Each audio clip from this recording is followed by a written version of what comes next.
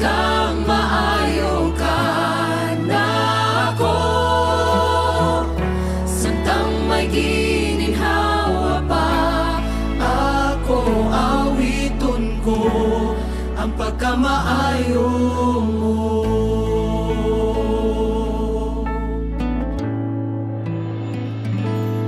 Sukat pa sa sinugdahanan ikaw, kayo't matinod ano.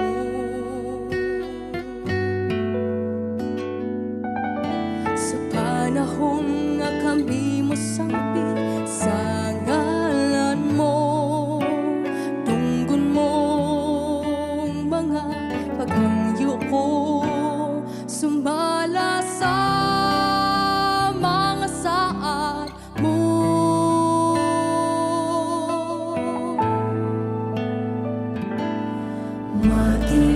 Matinudanan ka sa mga pulong mo, mga saad mo ka na ako, gikuptan ko, wala ka na usab, sukat pa kani ato, ang paglaom ko, ikaw lang, O Jesus.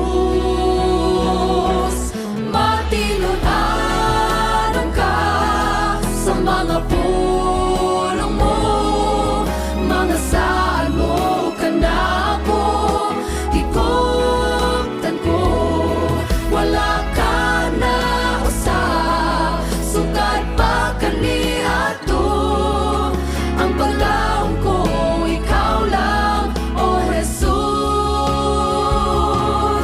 Ang paglaom ko, ikaw lang, O Jesus. Kining kalibutan mga kapaglaom, adunay mga pagsulay, adunay mga kaguol, adunay mga kasakit, apat kita ginapadasig. Nakupta nato atong pagtuong ato sa Dios. Dios nga matinumanon, Dios nga manuluyon, Dios nga mahigugmaon nga natong tanan. Kaya sa matag sitwasyon sa imong kinabuhi, nakita siya kanimo karon. Kung sa parong, padayon lang sa pagkupot sa atong pagtuo ngadto sa Dios nga matinud-anon. Kayang Diyos na galantaw sa tanan mga kalisod diha sa panaw. Buti ang pagtuo mo bisan sa kalisod, kay siya walay hunong kanimo na kisayo.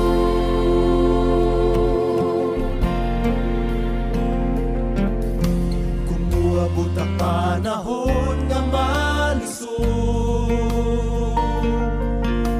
tanan mong suliran iluhod. Hinulsulan mo ang tanan nga kasalanan, Maoy baba sa matulid nga dalan. Hayang Diyos na galantaw sa tanan mga kalisod diha sa panaw. Bukti ang pagtuo mo bisan sa kalisod, kay siya walay hunong kanimo na kisayod. Kayang Diyos na galantaw sa tanan mga kalisod diha sa panaw. Bukti ang pagtuo mo bisan sa kalisod, kay siya walay hunong kanimo na kisayod, kay siya